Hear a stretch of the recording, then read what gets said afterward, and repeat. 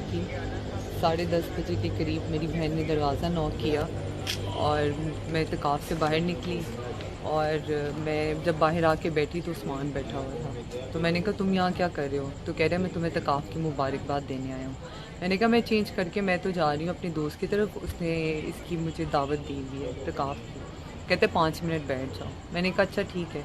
मैं 5 मिनट बैठी हूँ तो एकदम से ये गार्ड्स गेट फैलांग के अंदर आए हैं, दरवाज़ा तोड़ा है, इनकी औरतों ने हम पर तशद्दुद करना शुरू कर दिया है। उसके बाद इन्होंने शीशे चलाने शुरू कर दिए, मारना शुरू कर दिया। मतलब ये कहाँ का इंसाफ है मुझे बताएं। आपने वीडियोस देखी होंगी कि इन्होंने क्या क्या किया है हमारे साथ। गार्ड्स को कहा इन लड़कियों को हाथ लगाओ, इन्हें कमरे में लेकर जाओ। वो उस्मान का आपके साथ क्या राब्ता था, कितने अरसे से राब्ता था, और वो कौन है? क्या मलिक रियाज इनके क्या लगते हैं? उस्मान की मैं बात नहीं करना चाहती। तो उस्मान मलिक रिश्तेदार है मलिक रियाज का? जो उनकी साली का बेटा है। उनकी साली का बेटा है। तो क्या वजह बनी, उन्होंने आप पर तशद्दुद किया, तोड़ फोड़ किया के?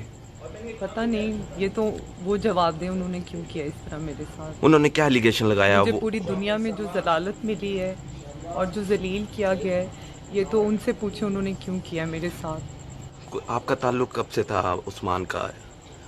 मेरी दोस्ती थी 2 साल से।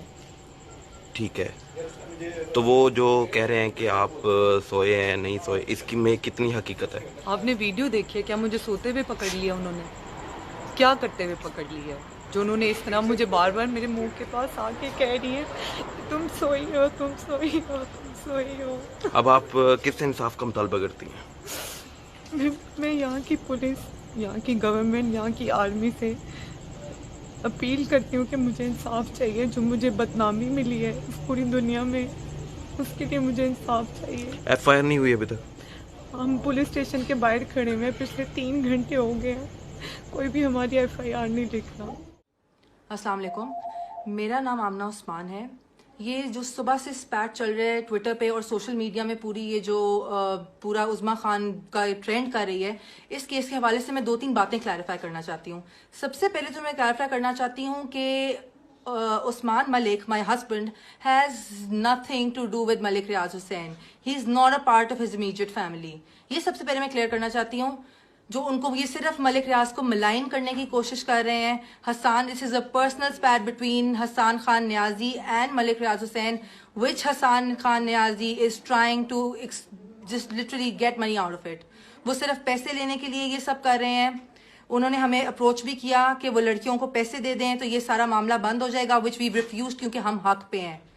सेकेंडली, ये जो बात हुई है कि मैंने किसी के घर के अंदर बार्ज इन किया है और जिस तरह मैंने रिएक्ट किया है, this was not their house, this was my husband's other house which I followed him to.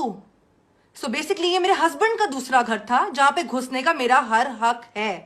ये उन लड़कियों का घर नहीं था। मेरी 13 साल की शादीशुदा जिंदगी को बचाने के लिए मैंने इस लड़की को रिपीटेड वार्निंग्स दी थी। This was not the first time that I approached her.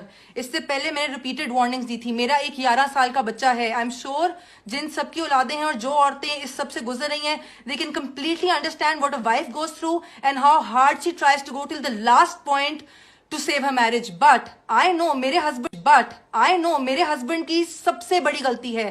I know he is the person who's to be blamed the most. उसको तो मैंने छोड़ दिया है। बात ये है कि ये जब वहां पे मैं इनको फॉलो करके पहुंची तो ये कह रही थी जी हम इत्तकाफ से उठी हैं। ये कौन सा इत्तकाफ है जिसपे 3 दिन लगातार ये मेरे हस्बैंड को रात को मिलती रही हैं? लगातार मेरे पास प्रूफ है। ये इत्तकाफ पे बैठी, 10:30 बजे इत्तकाफ से उठी है, 11:30 बजे वहां पे कोकेन की लाइनें और शराब हो रही थी। आपने अगर वीडियो देखी है तो आप सबने, जो कि वायरल हो ही चुकी है, आप सबने देखा होगा कि इनके ऊपर कोई केरोसिन ऑयल नहीं गिर रहा। ये वही शराब गिराई है इनके ऊपर जो ये शराब बैठकर पी रही थी।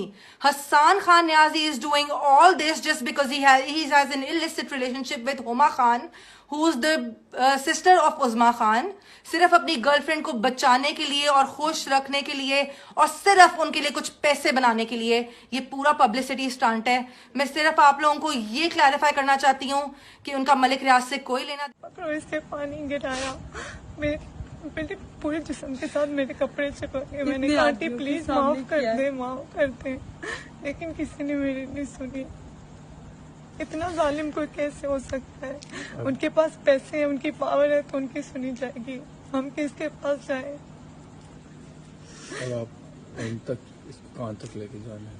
अब लड़ोगे एंड तक, क्या करोगे? फाइट करनी हमें, जाहिर सी बात है। मुझे अगर पैसे चाहिए होते तो मुझे 2 दिन से ऑफर्स आ रही हैं पैसों की। मुझे पैसे चाहिए नहीं, मुझे मेरी इज्जत वापस इज्जत चाहिए। खराब कर दी। अब आप पूरी बताएं। दुनिया में इज्जत खराब कर दी है, जो मुझे पैसों से किसी चीज से भी नहीं मिल सकती। अपील किस किस से करती हो आप?